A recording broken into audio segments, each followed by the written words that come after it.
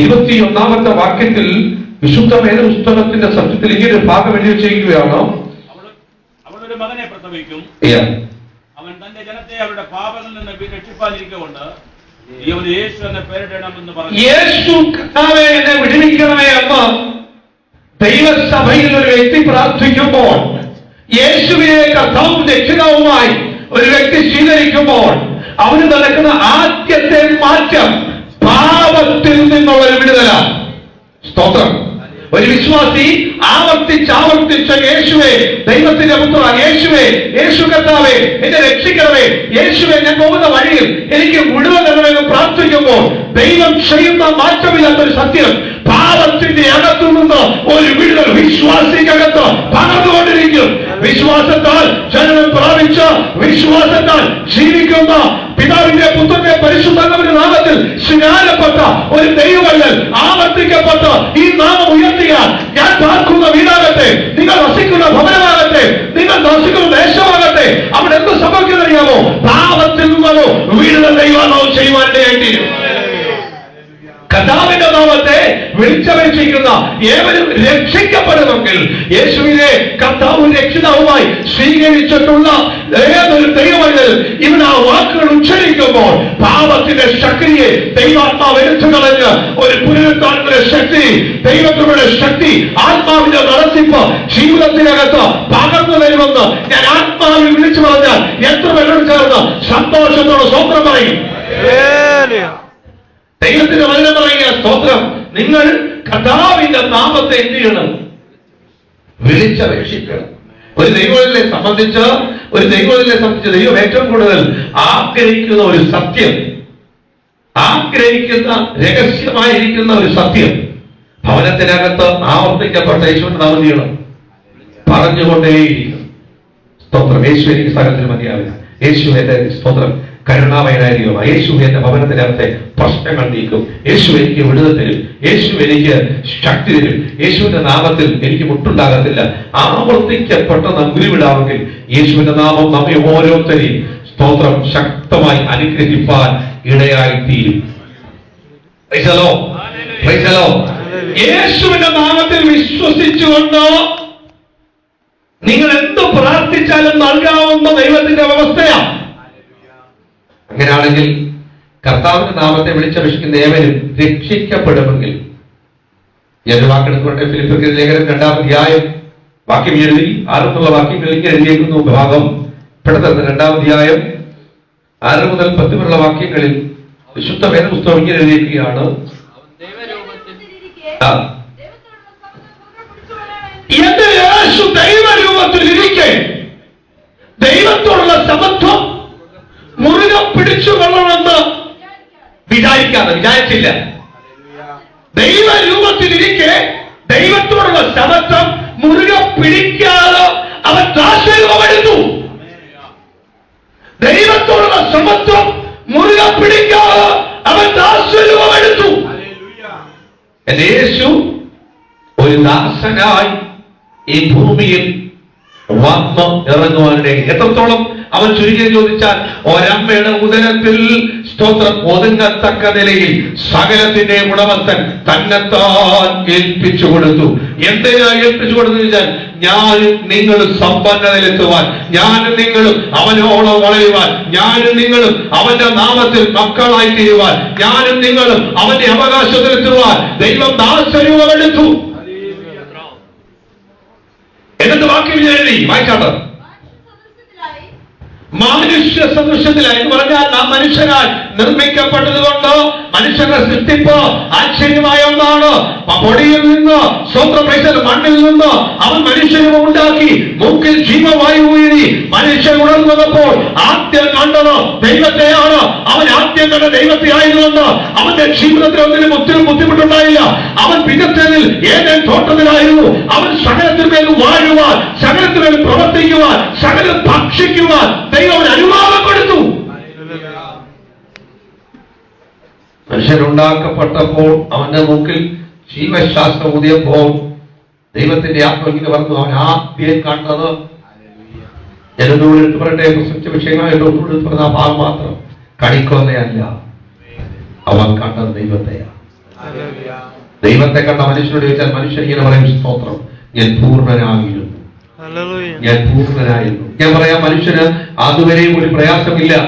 ഇവന്റെ ഏകാന്തത കണ്ടിട്ട് ദൈവത്തിനാ ഭാരം തോന്നിയത്, മനുഷ്യനല്ല ഭാരം തോന്നിയത്.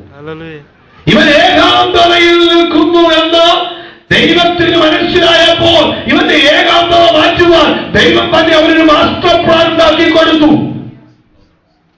ഇന്ന് പകൽക്കാലം ഒരു ദൈവത്തോടു കൂടെ ആയിരിക്കുമ്പോൾ അവനൊരു കാര്യം ചിന്തിക്കുന്നതിന് മുമ്പ് അവന് വേണ്ടി ചിന്തിച്ച് അതിന്റെ പ്രവൃത്തി കാണുന്ന ദൈവത്തിലാണ് നാം ആരാധിക്കുന്നത്. ഇന്ന് പകൽ ഇവിടെ ആയിരിക്കുന്ന ദൈവത്തിലെ സ്തോത്രം.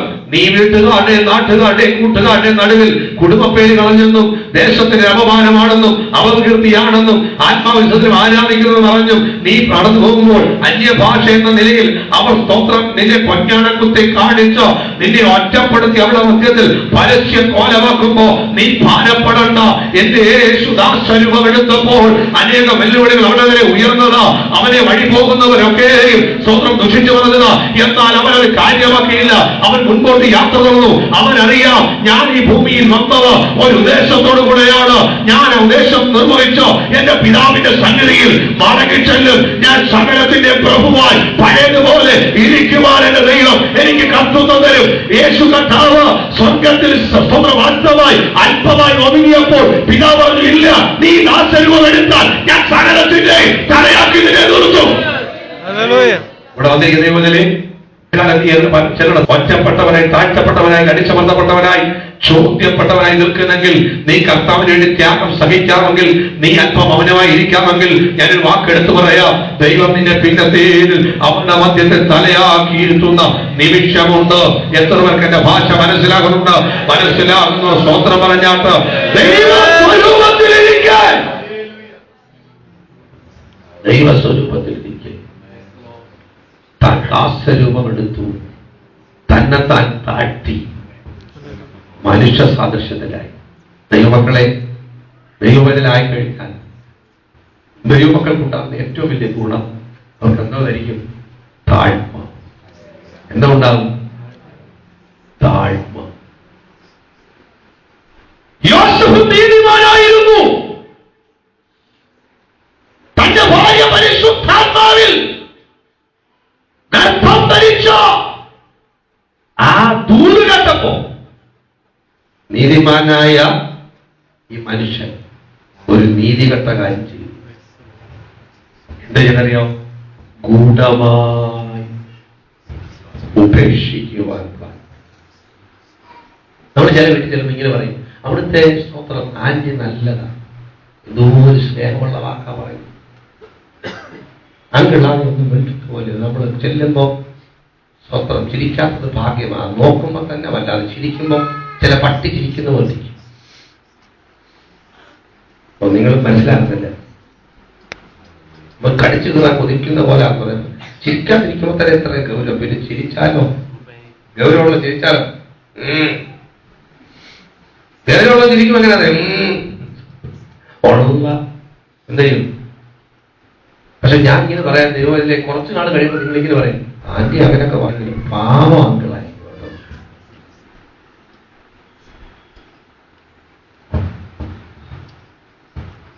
നിങ്ങളുടെ എല്ലാ സ്തോത്രം പോയി ചിരി. ഇനി ഞാൻ പാസ്റ്റർ ചിരിക്കുന്നില്ല കേട്ടോ. ഞാൻ ഇനി പാസ്റ്റർ പറഞ്ഞ പോലെ, അപ്പോസ്തലൻ പറഞ്ഞ പോലെ ഇനി ക്യാമ്പസിൽ പിടിച്ചിരിക്കാൻ പോവാ. കാരണം ഞങ്ങൾ ഉടുമ്പോൾ ഇപ്പോഴെ ട്രെയിൻ ചെയ്ത് തുടങ്ങി, ബസ്സിലൊക്കെ പിടിച്ചിരുന്ന് തുടങ്ങി. സ്വന്തം ആമേൻ, ആമേൻ, ആമേൻ, ആമേൻ, ആമേൻ. ദൈവമേ ശ്രദ്ധിക്കണേ, ഇവൻ നീതിമാനായിരുന്നു, ഗൂഢമായി ഉപേക്ഷിക്കാൻ പ്രായിട്ടു. ഞാൻ പറയാം, ഇവനാ ദുഷ്ടൻ. യഥാർത്ഥമായ ഒരു ദൈവവൈതൽ അകോപുറവും ശുദ്ധത, അകോപുറവും വെടുപ്പ, അകോപുറവും തുറന്നു നോക്കിയാൽ ഒന്നേ കാണത്തുള്ളൂ. അത് പുറത്തുള്ള ഏറിയ അനുഭവം അകത്തും കാണും. സ്വത്രം പറയുന്നില്ല. മനുഷ്യ സാദൃശ്യത്തിലായി ദൂതന്മാരൊക്കെ പറഞ്ഞിട്ട് ആത്മശരീരമുള്ള ഈ മനുഷ്യൻ വേദനയുള്ള ശരീരം കരുതുന്നു. ആത്മശരീരമുള്ള മനുഷ്യൻ സ്തോത്രം മനുഷ്യന്റെ മുമ്പിലുള്ള കൂത്തുകാഴ്ചയ്ക്ക് പാത്രമായി തീരുന്നു. പല ദൂതന്മാരും പറഞ്ഞു കാണും, യോ ഇതൊക്കെ അബദ്ധമാണ് കാണിക്കുന്നത്. പക്ഷെ ഒരു കാര്യം, എല്ലാത്തിന്റെ തലയാക്കാൻ ദൈവത്തിന് പിതാവ് ദൈവം പ്ലാനിട്ടിരിക്കുകയാണ്. ബാക്കി ഇങ്ങനെ വായിച്ചു നിർത്തി, വായിച്ചു 10 വരെ വായിച്ചു.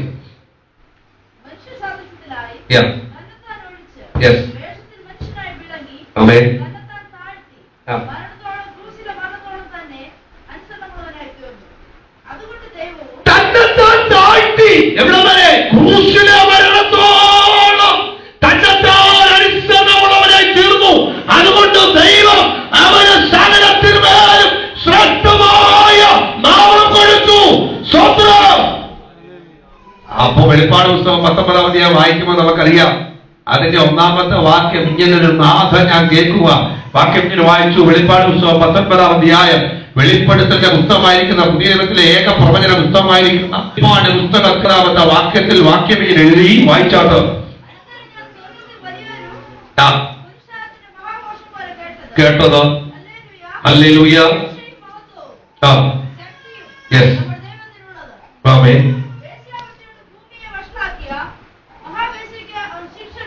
ശ്രദ്ധിക്കുക. Hallelujah, hallelujah, hallelujah. സകല മഹത്വവും മറക്കപ്പെട്ട കുഞ്ഞാടിയുള്ളത് ഇന്ന് മുതൽ യേശു കർത്താവിന്റെ നാമത്തെ ആരാധിക്കുന്ന ദൈവമല്ലേ, സ്വർഗ്ഗം ഏറ്റവും കൂടുതൽ ഉയർത്തുന്ന നാമത്തിന് കീഴിൽ അവന്റെ സമ്പതിയാകുവാൻ, അവന്റെ ഓഹരിയാകുവാൻ, രക്തം കൊടുത്തു വിലയ്ക്ക് വാങ്ങിക്കുവാൻ എനിക്ക് എന്ത് യോഗ്യത ഉള്ളത്? ഇന്ന് മുതൽ അയോഗ്യനായിരിക്കുന്ന എന്നെ ഏറ്റവും ശ്രേഷ്ഠമായ നാമമുള്ളവൻ തിരഞ്ഞെടുക്കുമ്പോൾ, ഏറ്റവും ശ്രേഷ്ഠമായ നാമമുള്ളവൻ അവന്റെ മക്കളാക്കി തീർക്കുമ്പോൾ ഇന്ന് മുതൽ നീ സാധാരണക്കാരനോ സാധാരണക്കാരോ അല്ല. നീ കർത്താവ് നിമിത്തം ഏറ്റവും അനുഗ്രഹിക്കപ്പെട്ടവനാണ്. ദൂതന്മാർ പറഞ്ഞൊരു വാക്കുണ്ട്, ഞങ്ങൾ മനുഷ്യനായി ജനിക്കാത്തത് കൊണ്ട് അയ്യോ അയ്യോ അയ്യോ. ദൂതന്മാർ പറഞ്ഞൊരു വാക്കാ. നമുക്കറിയാം, സ്തോത്രം, യഹൂദ പാരമ്പര്യം അനുസരിച്ച് പഠിച്ചാൽ, യഹൂദ പാരമ്പര്യത്തിന്റെ മര്യാദ അനുസരിച്ച് പഠിച്ചാൽ യഹൂദന്മാർ പ്രാർത്ഥിക്കുന്ന 2-3 ഘടകങ്ങളുണ്ട്. അവരിങ്ങനെ പറയും, കർത്താവേ, ഞാനൊരു പുരുഷനായി ജനിക്കുവാൻ ദൈവം അനുവദിച്ചതിനായി സ്തോത്രം. ഒരു സ്ത്രീയായിട്ടോ ഒരു നായായിട്ടോ ഒരു പുറജാതിക്കാരനായിട്ടോ ജനിക്കാത്തതിനായി സ്തോത്രം ചെയ്യുമെന്ന് ക്രൈസ്തവർ അവർ പ്രാർത്ഥിക്കുമ്പോൾ അതിനകത്തൊരു സ്തോത്രം ആളത്വമുണ്ട്. എന്താണെന്നറിയാമോ? പുരുഷന്റെ മേൽ മാത്രം സ്വാധീനം കൊടുത്ത ദൈവം പുതിയ നിലകാലത്ത് സകലിലേക്കൊന്ന് പകർന്നു കൊടുക്കുമ്പോൾ ആളത്വത്തിൽ വലിയവനായിരിക്കുന്ന ദൈവം സ്വന്തം പുരുഷന്റെ തലയെ പിന്നത്തെ തള്ളിക്കളഞ്ഞില്ല. അത് അതുപോലെ നിൽക്കുക. ശുശ്രൂഷയുടെ നടുവിൽ അവസരം വരുമ്പോൾ ശ്രദ്ധിക്കണേ ദൈവത്തിലെ ആത്മാവിന്റെ നിറവും വ്യാപരിക്കുമ്പോൾ ദൈവത്തിന് വേണ്ടി മാന്യമായ ശുശ്രൂഷകൾ നിങ്ങൾ ചെയ്യുമ്പോൾ പുരുഷനെ നീക്കിയിട്ട് ഒരു കാര്യവും ചെയ്തിട്ടില്ല. പുരുഷന്റെ പവർ ഞാൻ പറഞ്ഞില്ല. കുടുംബത്തിൽ അവൻ തലയായി തന്നെ നിൽക്കുക. കുടുംബത്തിൽ അവൻ തലയായിട്ട് എത്ര മാതപ്പെട്ടാലും നമുക്കറിയാം, പരിശുദ്ധൻ തലയായിട്ട് നിൽക്കുക.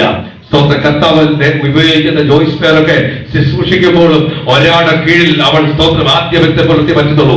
അത് മറ്റാരുടെ മുമ്പിലല്ല, കർത്താവ് കഴിഞ്ഞാൽ ഭർത്താവിന്റെ മുമ്പിൽ സ്തോത്രം വരുന്നില്ല. സഹോദരന്മാർക്ക് ഞാൻ എന്റെ സ്തോത്രം വരുന്നു. ആര് സ്തോത്രം പറയുന്നു? സഹോദരന്മാരെ, നിങ്ങളെ കുറച്ച് കേട്ടിട്ടില്ല. കർത്താവ് പറഞ്ഞു, സ്തോത്രം പ്രൈസലോ, നിങ്ങൾ അവർക്ക് തക്ക തുണയാം, നിങ്ങൾ അവർക്ക് മാന്യരാം. സ്തോത്രം. അവിശ്വാസിയായ ഭർത്താവ് ഉണ്ടെങ്കിൽ വിശ്വാസം നിൽക്കുന്ന നിങ്ങൾ മൂലം അവർ വിശ്വാസത്തിലേക്ക് വരുവാൻ ദൈവം നിങ്ങളെ കണ്ട മാത്രമാണ്. അതുകൊണ്ട് നിങ്ങൾ ഭയഭക്തി മുറുകെ പിടിച്ചു. ദൈവം നിങ്ങൾക്ക് ചില അവസരങ്ങൾ അനുഗ്രഹത്തിനായി തിരക്കുകയാണ്. ഞാൻ വിളിച്ചു പറഞ്ഞ ദൈവത്തിലെ ദൈവത്തിന്റെ വചനം പറയുക, സ്തോത്രം. അവൻ ദാശ്വര്യം എടുക്കുമ്പോൾ സ്വർഗ്ഗത്തിൽ ദൂതന്മാർ പറയാ, അയ്യോ ഞങ്ങൾ മനുഷ്യരായി ജനിക്കാത്തത് കൊണ്ട് അവർക്ക് ഞങ്ങൾ പറയാ ചിലർക്ക് അയകായിരിക്കും. എന്താണെന്നറിയാമോ? മനുഷ്യരായി ജനിച്ച മാനവജാതിയെ രക്ഷിക്കുവാൻ, ദൂതന്മാരെ രക്ഷിക്കുവാനല്ല, ദൂതഗണത്തെ രക്ഷിക്കുവാനല്ല, മനുഷ്യനെ രക്ഷിക്കുവാൻ, മനുഷ്യകുലത്തെ രക്ഷിക്കുവാൻ, മനുഷ്യനായി പിറന്ന് മനുഷ്യസിച്ച മനുഷ്യാഗം സഹിച്ച് പാപമില്ലാത്തവൻ പാപികൾക്ക് പാപിയായിരിക്കുന്ന പാപത്തിൽ പിറന്ന് നമുക്ക് വേണ്ടി പ്രായചിത്തമാകുമ്പോൾ സ്വർഗത്തിലെ കിളിവാതിൽ നമ്മുടെ മേൽ തുറന്നു വരിക. അങ്ങനെയെങ്കിൽ ദൈവത്തിന് വേർപെട്ട ആരാധിച്ചു ദൈവമല്ലേ ഇന്നുമായി സന്തോഷിക്കുവാൻ വകയുണ്ട്. കുടുംബക്കാരി കേൾക്ക്, നാട്ടുകാരി കേൾക്ക്, സ്നേഹിതർ കേൾക്ക്, നീ വിളിച്ചു വരണം. എനിക്ക് വേണ്ടിയാ യേശു പരമയായി തീർന്നത്. അവൻ സ്വർഗം വെടിഞ്ഞിടത്തോളം ഞാൻ കുടുംബമായി അവരെ വിട്ടിട്ടില്ല. സ്വർഗം വെടിഞ്ഞിടത്തോളം ഞാൻ ദേശക്കാരുടെ മറവിൽ ഒരവകൃതിയാണെങ്കിലും യേശു ചെയ്ത ത്യാഗത്തിനൊത്തവണ്ണം ഞാൻ ഇതുവരെ ചെയ്തിട്ടില്ല എന്ന് ഉറച്ചവരോട് പറഞ്ഞ് അവരെ വിശ്വാസത്തിലേക്ക് കൊണ്ടുവരുവാൻ കർത്താവ് നിങ്ങൾ താല്പര്യപ്പെടുക. അവൻ ക്രൂശോളം അനുസരണ കാണിച്ചത് കൊണ്ട് എന്റെ കർത്താവ് സകലത്തിന്റെയും തലയാക്കി അവനെ നിർത്തി. ഒന്നും തീർന്നില്ല. വെളിപ്പാട് പുസ്തകം 5-ാം അധ്യായം 2-3 വാക്യങ്ങൾ വായിക്കുമ്പോൾ ഇങ്ങനെ വായിക്കുന്നു. സ്തോത്രം. വെളിപ്പാട് പുസ്തകം 5-ാം അധ്യായം വായിക്കുന്നു, ഇങ്ങനെ വായിക്കുന്നു. സ്തോത്രം. ആ പുസ്തകം തുറപ്പാനും അതിന്റെ മുദ്ര പൊട്ടിപ്പാനും യോഗ്യൻ ആരുള്ളൂ എന്ന് അത്യുച്ചത്തിൽ ഘോഷിക്കുന്ന ശക്തനായ ഒരു ദൂതനെയും കണ്ടു. പുസ്തകം തുറപ്പാനോ നോക്കുവാനോ സ്വർഗത്തിലും ഭൂമിയിലും ഭൂമിക്ക് കീഴിലും ആർക്കും കഴിഞ്ഞില്ല. പുസ്തകം തുറന്ന് വായിപ്പാനെങ്കിലും അത് നോക്കുവാനെങ്കിലും യോഗ്യനായ ആരെയും കാണായിക കൊണ്ട് ഞാൻ ഏറ്റവും കരഞ്ഞു. അപ്പോൾ മൂപ്പന്മാരിൽ ഒരുത്തൻ എന്നോട്, കരയേണ്ട, യഹൂദാ ഗോത്രത്തിലെ സിംഹവും ദാവീദിന്റെ വേരുമായവൻ പുസ്തകവും അതിന്റെ 7 മുദ്രയും തുറപ്പാൻ തക്കവണ്ണം ജയം പ്രാപിച്ചിരിക്കുന്നു എന്ന്. ഇന്നു പകൽ ദൈവത്തെ സേവിക്കുന്ന ദൈവത്തിന്റെ പൈതലെ, ദൈവത്തെ ആരാധിക്കുന്ന ദൈവത്തിന്റെ പൈതലെ, പുസ്തകം തുറപ്പാൻ മുദ്ര പൊട്ടിപ്പാൻ ആരുണ്ടെന്ന് സ്വർഗത്തിൽ അച്യുതനാഥത്തോടെ വിളിച്ചു പറയുമ്പോൾ സ്വന്തം ആരെ കാണാത്തത് കൊണ്ട് യോഹന്നാൻ വളരെ കരഞ്ഞുകൊണ്ടിരുന്നപ്പോൾ സ്വർഗത്തിന് അടുത്ത ശബ്ദം, നീ കരയണ്ട, യഹൂദ ഗോത്രത്തിന്റെ സിംഹം ഈ മുദ്രകളെ പൊട്ടിപ്പാൻ പുസ്തകം തുറന്ന് വായിപ്പാൻ യോഗ്യരായി കണ്ടിരിക്കുക. ആരായി യഹൂദ ഗോത്രത്തിന്റെ സിംഹം? എനിക്കും നിങ്ങൾക്കും വേണ്ടി പരമയാഗമായി തീർന്ന നസ്രനായ യേശു.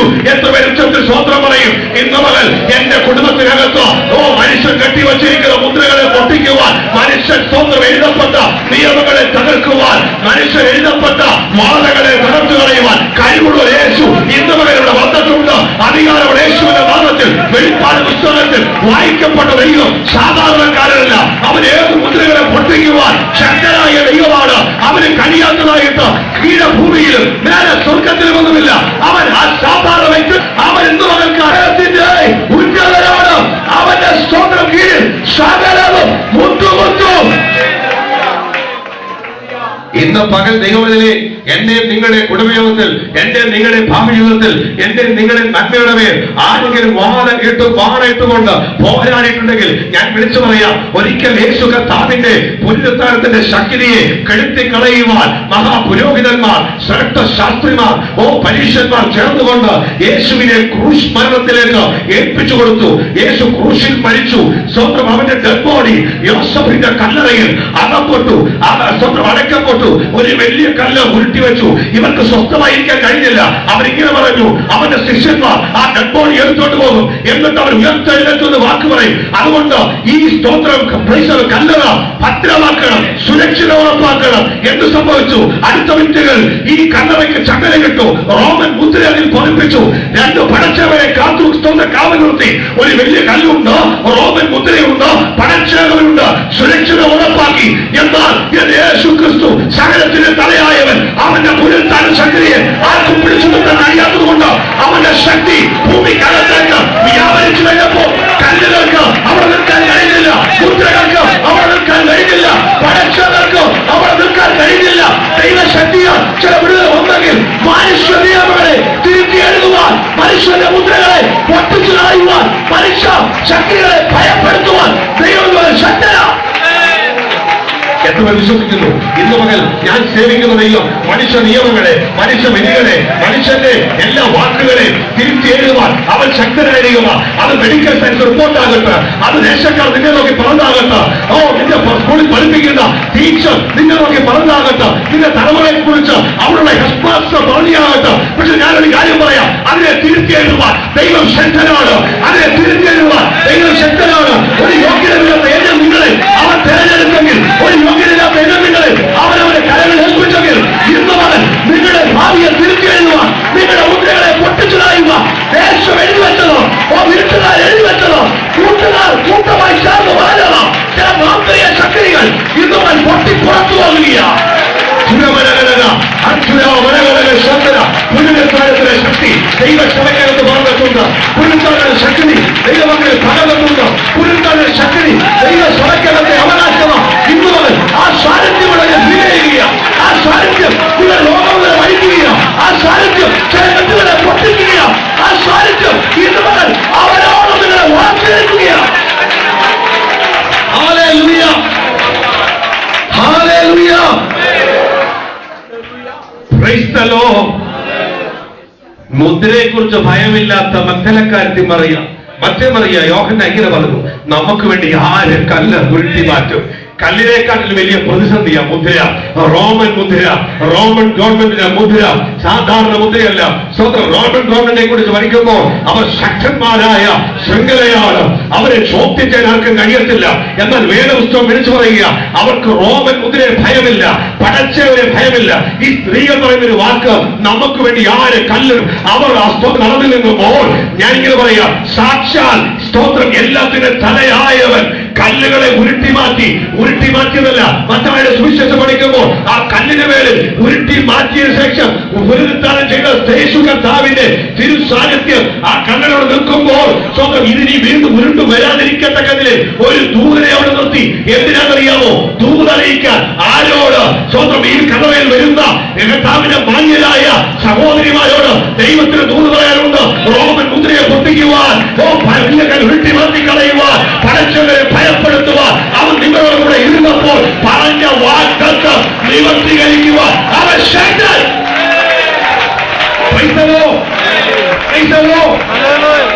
ഞാനൊരു കാര്യം ഇവിടെ നിന്ന് പറയാൻ ആഗ്രഹിക്കുക, ഇതിനോട് ചേർന്ന് പറയാൻ ആഗ്രഹിക്കുക. സ്തോത്രം, നിന്റെ ഭാവിയെ നോക്കി ദൈവാത്മാവ് പ്രവചിച്ച് ആ പ്രവചനത്തിന്റെ വാക്ക് ഒരു പക്ഷേ സ്തോത്രം നിന്റെ കൂടെ കൂട്ടാതെ ഇരിക്കുമെന്ന് പറഞ്ഞ് ആരെങ്കിലും വന്ന് കേട്ടിട്ട് അതിന് മുൻവിധി പോലെ നിന്റെ പുറകിൽ നിന്ന് പ്രവർത്തിക്കുന്നെങ്കിൽ നീ ഭാരപ്പെടണ്ട.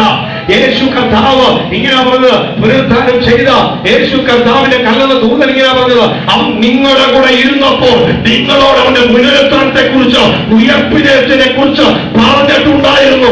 നിങ്ങൾക്ക് ഓർമ്മയുണ്ടെങ്കിൽ സ്വന്തം അതാ ഇവിടെ സംഭവിച്ചത്. അവൻ നിങ്ങളുടെ കൂടെ ഇരുന്നപ്പോൾ പ്രവചിച്ച പ്രവചനം അതുപോലെ സാക്ഷാത്കരിക്കുക. എന്തിനു വേണ്ടി?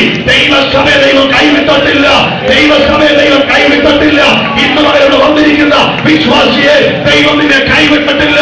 കുടുംബമേ ദൈവം നിന്നെ കൈവിട്ടിട്ടില്ല. നിന്നോട് ദൈവം പറഞ്ഞ വാഗ്ദത്തങ്ങൾ, നിന്നോട് ദൈവം പറഞ്ഞ പ്രവചനങ്ങൾ, നിന്നോട് ദൈവം പറഞ്ഞ അരുളപ്പാടുകൾ, നിന്നോട് ദൈവം പറഞ്ഞ ആലോചനകൾ ദൈവം അതുപോലെ ചെയ്യാൻ പോകുക.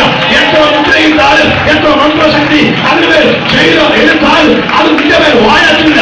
നിന്നോട് പറഞ്ഞ വാഗ്ദത്തം മനുഷ്യനല്ല പറഞ്ഞത്, ഒരു പാസ്റ്ററല്ല പറഞ്ഞത്, ദൈവത്തിന്റെ ആത്മാവ് അത് നിവർത്തീകരിക്കാൻ പോകുന്നു. അവൻ നിന്റെ രക്തം കൊടുത്ത് വിലക്ക് വാങ്ങിച്ചു.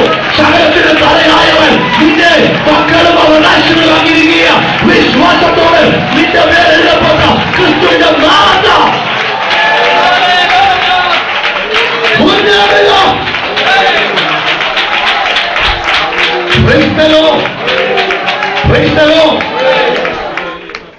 ഇന്ന് പകൽ ജയകരമായ ഒരു ജീവൻ നയിപ്പാനാ കർത്താവ്.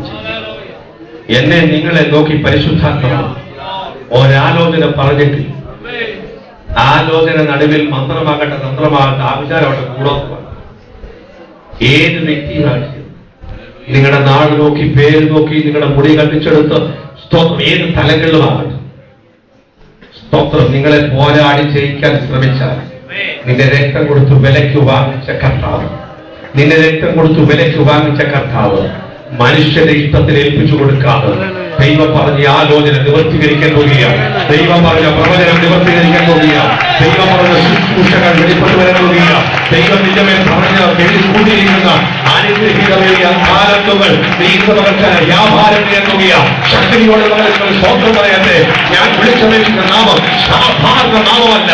സകലത്തെയും ഭരിക്കുന്നവൻ, സകലത്തെയും ജയം തന്നവൻ, സകലത്തെയും ധനയായിരിക്കുന്നവൻ ഇന്നവനോട് വന്നിട്ടുണ്ട്. Hallelujah. Hallelujah. Hallelujah. യേശു കർത്താവ് നമ്മുടെ പരസ്യമായി നമ്മുടെ കൂട്ടത്തിലേക്ക് ഇങ്ങനെ പറഞ്ഞു, നിങ്ങൾ എന്റെ നാമത്തിൽ ചോദിക്കുന്നതൊക്കെയും നിങ്ങൾക്ക് ഞാൻ ചെയ്തു എന്ന് പറഞ്ഞാൽ ഏതൊരു കാര്യത്തിനും താക്കോൽ യേശുവാണ്. ഈ താക്കോൽ തുറന്നാൽ സ്തോത്രം തുറക്കാത്ത ഒരു മുദ്രയില്ല. ഈ നാമം പറഞ്ഞാൽ പൊട്ടാത്ത ഒരു മുദ്രയില്ല. ചില പിശാചുക്കൾ ബാധിച്ച വ്യക്തികളെ കരമിച്ച് പ്രാർത്ഥിക്കുമ്പോൾ ഇങ്ങനെ പറഞ്ഞു, യേശുവിൻ നാമത്തിൽ ഞാൻ നിന്നോട് കൽപ്പിക്കുന്നു പുറത്തു വാ. എന്തുകൊണ്ടാ പിശാച് പുറത്തു വരുന്നത് അറിയാമോ? ആ പാസ്റ്റർ ശബ്ദം എടുത്തോണ്ടല്ല. ആ പാസ്റ്റർ എന്തിനാ ശബ്ദം എടുത്തത് അറിയാമോ? ആ നാമം ചെറിയ പറയുന്ന നാമമല്ല, അതൊരു ഗംഭീര തുനി അടങ്ങിയിട്ടുണ്ട്. ആ നാമത്തിന്റെ അതോറിറ്റി അദ്ദേഹത്തിന്റെ അകത്ത് ശക്തമായി വ്യാപരിക്കുമ്പോൾ, ആ നാമത്തെ ഉച്ചത്തിൽ ആക്കുമ്പോൾ ആ കുടിയേക്ക് ശക്തികൾ പുറത്തഴിഞ്ഞു വരുമെങ്കിൽ ഞാൻ ദൈവമക്കളോട് പറയാം, ദൈവശക്തി അസാധാരണമായ നിലയിൽ വെളിപ്പെട്ടുകൊണ്ടിരിക്കുക. എത്ര പേരുടെ ഭാഷ മനസ്സിലാകുന്നുണ്ട്? മനസ്സിലാകുന്നവർ കാലം തട്ടി ദൈവത്തിന് മഹത്വം കൊടുക്കട്ടെ.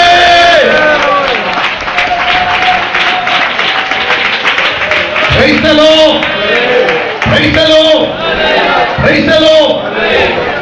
എനിക്ക് പറയാം, കഴിഞ്ഞ ദിവസങ്ങളിൽ കർത്താവിന്റെ നാമത്തിൽ ഭവനത്തിലേക്കുമ്പോൾ സ്തോത്രം, നമ്മുടെ പൗരുഷൻ ചാനൽ കണ്ട ഒരു സഹോദരി, ആ സമയത്ത് ഞാൻ ചാനലുണ്ടായിരുന്നു, സ്തോത്രം ഒരിക്കൽ കൂടി പറഞ്ഞു, അവരെ നമ്മൾ പ്രാർത്ഥിച്ചതേ ഉള്ളൂ.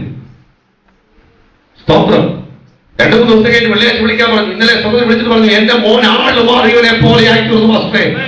സ്തോത്രം, അവനോട് ഞാൻ തട്ടിക്കേറിയിട്ട് അവൻ ഒതുങ്ങി പോവുക. യഥാർത്ഥ മാനസാന്തരം അറിയാൻ വേണ്ടി എന്ത് ചെയ്തു? യഥാർത്ഥ മാനസാന്തരം അവനിൽ വന്നോ എന്നറിയാൻ ഈ മാനവും തട്ടിക്കേറിയിട്ടും അവൻ ഒതുങ്ങി പോവുക. മനസ്സിലായ സ്വന്തം ഞാൻ ഇങ്ങനെ കർത്താവിന്റെ കൃപയുടെ സഹോദരി പറഞ്ഞു, നമ്മുടെ ദൈവം ജീവിക്കുന്നു. ഞാൻ പ്രിയപ്പെട്ട സഹോദരിക്ക് വീണ്ടും പ്രാർത്ഥിച്ചു പറഞ്ഞു, സ്തോത്രം. അപ്പൊ പ്രാർത്ഥനത്തിലെ അടുത്ത 7 ദിവസം കഴിഞ്ഞിട്ട് വീണ്ടും വിളിക്കണം. എന്തിനാണെന്നറിയാമോ? അമ്മ തട്ടിക്കേറിട്ട് വല്ലോ കുഴപ്പമുണ്ടോ എന്ന് അറിയാൻ വേണ്ടി മാത്രമല്ല, നിന്റെ കുഞ്ഞിന്റെ മേലെഴുത വെച്ചിരിക്കുന്ന വാഗ്ദത്തങ്ങൾ, അവനെ കുറിച്ചുള്ള പ്രവചനങ്ങൾ ദൈവം സത്യമാക്കി തീർക്കാൻ ആഗ്രഹിക്കുന്നു. ഇന്ന് മകൻ എത്ര പേർക്ക് സന്തോഷപ്പെട്ട് ഞാൻ പറഞ്ഞ വാക്കുകൾ കേൾക്കുന്നുണ്ടോ? എന്റെ ആത്മീയ സുഹൃത്തിന്റെ ശുശ്രൂഷ പോകുന്ന ഒരു കുടുംബമാണ്, ഞാൻ അവരുടെ പേര് പറയുന്നില്ല. ശക്തമായി ഉപയോഗിക്കുന്ന സ്തോത്രം, വ്യക്തമായി ഉപയോഗിക്കുന്ന, ദൈവത്തിന് വേണ്ടി പ്രയോജനപ്പെടുന്ന സ്തോത്രം, എന്റെ ആത്മീയ സ്നേഹിതന്റെ കൂട്ടായ്മയിൽ പോകുന്ന ഞാൻ സ്തോത്രം കഴിഞ്ഞ ദിവസം തിരക്കുമ്പോൾ അതെങ്ങനെ പറഞ്ഞു, ആ സ്തോത്രം, ആ വ്യക്തി എന്റെ വളരെ ആത്മീയ സുഹൃത്താണ്. അദ്ദേഹത്തിനോട് പേര് കേട്ടയാണ്, ശക്തമായ ശുശ്രൂഷയോടെയാണ്. ഇവരുടെ വിഷയത്തിനകത്ത് നീക്കുമൊക്കലായിരുന്നപ്പോൾ സ്തോത്രം, നമ്മളെ ഉയർത്തുകയല്ല, ചില കാര്യങ്ങളുടെ നടുവിൽ പരിശുദ്ധാത്മാവ് നമുക്ക് തരുന്ന വേറൊരു സ്തോത്രം ചെയ്യാം. കർത്താവിന്റെ മകൻ ജീവിക്കുകയാണ്. കർത്താവിന്റെ മകൻ ജീവിക്കുക. സ്വന്തം പറയാൻ പറ്റുമോ? കർത്താവിന്റെ മകൻ ജീവിക്കുക. സ്വന്തം പറയാൻ പറ്റുമോ? നമ്മുടെ ദൈവം മകൻ ജീവിക്കുക. സ്വന്തം ഇന്ന് മകൻ ദൈവത്തിലെ ഞാനൊരു വാക്കെടുത്ത് പറയട്ടെ. സ്വന്തം നമ്മളെ വിളിച്ചപേക്ഷിക്കുന്ന ദൈവം സാധാരണക്കാരനല്ല. അപ്പോസ്തലനായ പത്രോസും യോഹന്നാനും ഇങ്ങനെ അതിനെക്കുറിച്ച് പറയുന്നത്. അപ്പോസ്തലനായ പത്രോസ് യോഹന്നാൻ ഇങ്ങനെ വിളിച്ചു പറയുക. അപ്പോസ്തല പ്രവൃത്തി 4-ാം അധ്യായം അതിന്റെ 11-ാമത്തെ വാക്യം നമുക്ക് സ്വീകരിച്ചുള്ള വാക്യമാണ്.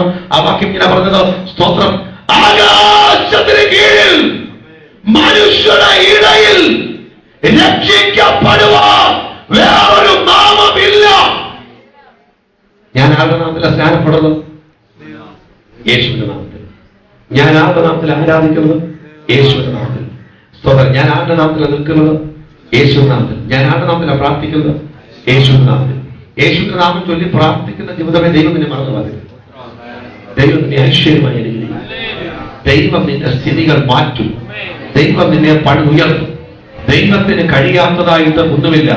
നമ്മുടെ കർത്താവ് നമ്മുടെ ബുദ്ധിമുട്ടൊക്കെ തന്റെ ജനത്തിനൊത്തോളം ക്രിസ്തയേശുവിൽ പൂർണ്ണമായി തീർന്നു തരാമെന്ന് എങ്ങനെയില്ല.